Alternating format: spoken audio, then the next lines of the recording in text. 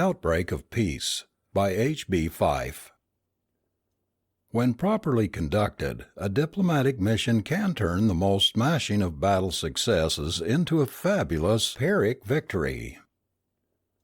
It was a great pity, Space Marshal Wilbur Hennings reflected as he gazed through the one-way glass of the balcony door, that the local citizens had insisted upon decorating the square before their capital with the hulk of the first spaceship ever to have landed on Pollux 5. 150 years probably seemed impressive to them, amid the explosive spread of Terran colonies and federations. Actually, in the Marshal's opinion, it was merely long enough to reveal such symbols as more than antiquated but less than historically precious. "I presume you have a plan to have me march past that heap," he complained, tugging at the extremely historical sword that completed the effect of his dazzling white and gold uniform. Commodore Miller, his aide, stiffened nervously. "Around to the right of it, sir," he gestured. "As you see, the local military are already keeping the route clear of onlookers. We thought it would be most impressive if your party were to descend the outer stairway from the palace balcony here, to heighten the importance of, to draw out the pomp and circumstance of opening the conference? Well, sir, and then across the square to the conference hall of the Capitol, outside which you will pause for a few gracious words to the crowd. And that will probably be my last opportunity to enjoy the morning sunlight. Oh well, it seems much too bright here in any case." The Commodore absently reached out to adjust a fold in his chief's sky-blue sash, and the Marshal as absently parried the gesture. "I shall be hardly less than half an hour crossing the square," he predicted sourly. "With the cheering throngs they have undoubtedly arranged, and the sunlight reflecting from all that imitation marble, it will be no place to collect one's thoughts." He turned back to the huge chamber constituting the office of the suite supplied him by his Polluxian hosts.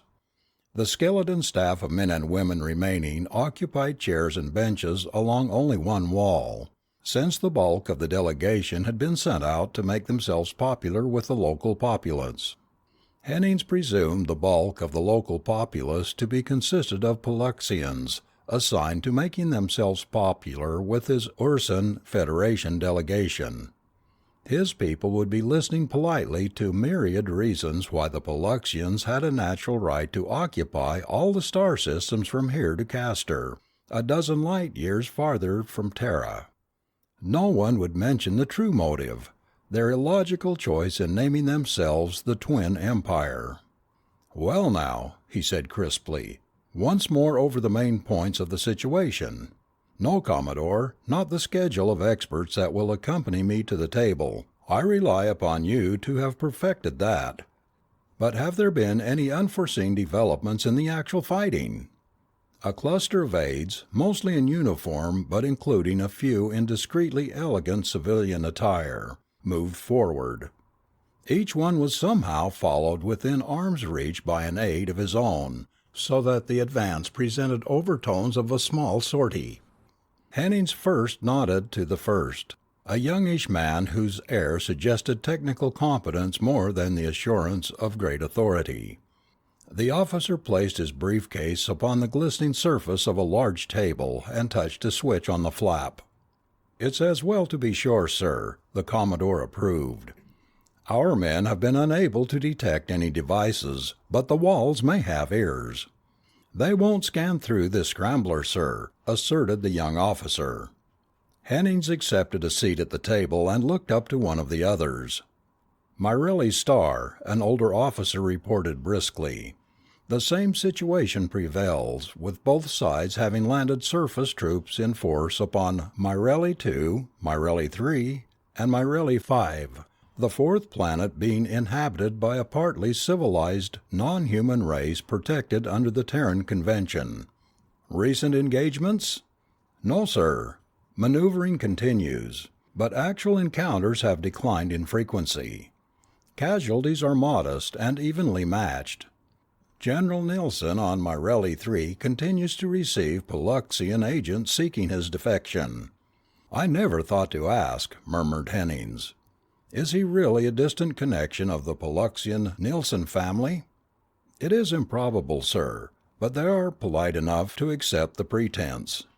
Of course, he rejects every offer in a very high-minded manner, and seems to be making an adequate impression of chivalry."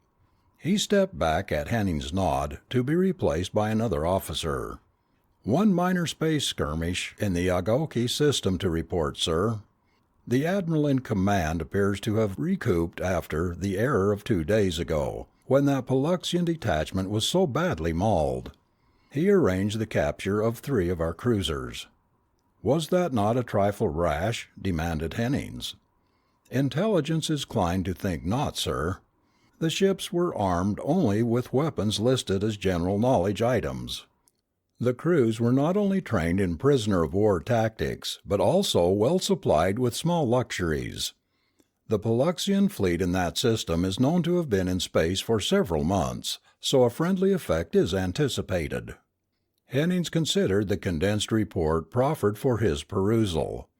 He noted that the Polluxians had been quite gentlemanly about notifying Ursan headquarters of the capture and of the complete lack of casualties.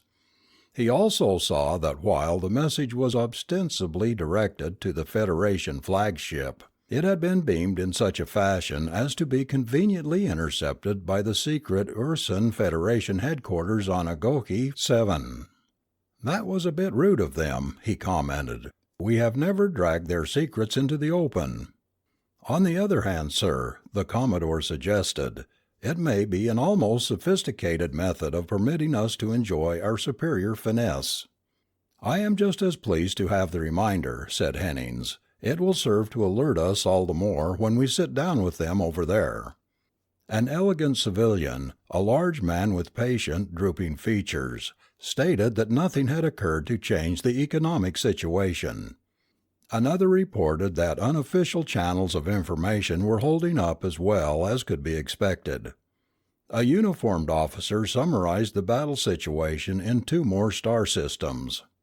"Those are positions we actually desire to hold, are they not?" Hennings asked.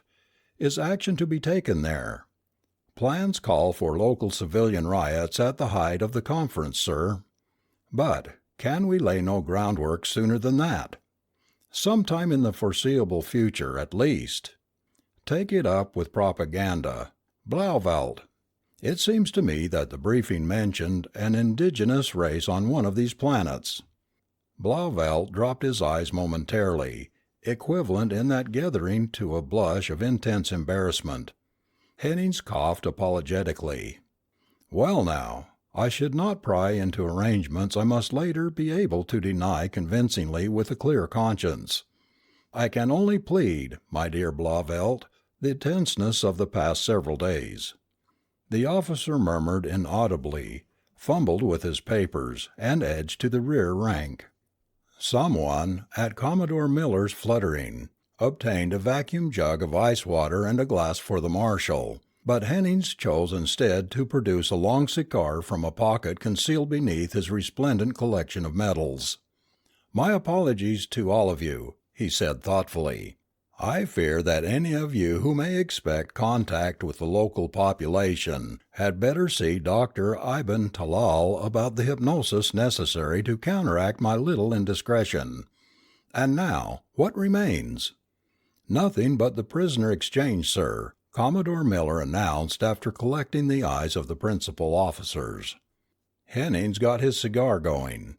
He listened to confirmation of a previous report that massive exchange of sick and wounded prisoners had been accomplished, and learned that the Ursans now suspected that they had accepted unknowingly about as many secret agents as they had sent the Polluxians. "Oh well," he sighed, "as long as the amenities were preserved. We must be as friendly as possible about that sort of thing, or run the risk of antagonizing them." Seeing that the Commodore was tense with impatience, the marshal rose to his feet. An aide deftly received the cigar for disposal, and the party drifted expectantly toward the balcony doors. From among that part of the staff which would remain to man headquarters, an officer was dispatched to alert the Polluxian honor guard. One more touch before the die is cast, thought the marshal, as two young officers opened the balcony doors to admit the blare of trumpets. Cheers rolled successively across the square, rising like distant waves from somewhere beneath the gigantic banner that draped the Capitol opposite with fiery letters spelling out Peace Conference. With a dramatic gesture, Hennings held up the sheaf of reports they had just reviewed. Smiles disappeared in response to his own serious mien. "So much for the hostiles," he snapped. He tossed the reports to the officer who would remain in charge. "Now for the actual war." Pivoting on his heel, he led them smartly out to the ornate balcony stairway that curved down into the sea of cheering Paluxians.